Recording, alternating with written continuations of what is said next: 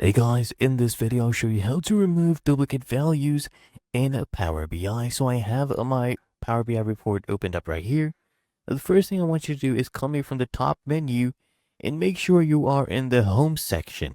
And in the home section, you'll see this transform data icon. Go ahead and click on this and you'll get a drop down arrow. From here, just choose transform data and we will open this in our Power Query editor. Okay.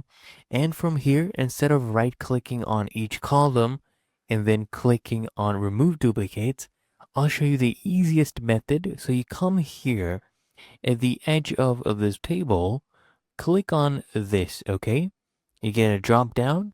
From here, I want you to go ahead and choose remove duplicates. So click on remove duplicates and it will actually remove the duplicates for the whole table. As you can see, the step was applied and there you go. Make sure you come and click on this icon though. Click on close and apply to make sure that your changes are being saved. As you can see, they're being saved right now. Really that easy and simple.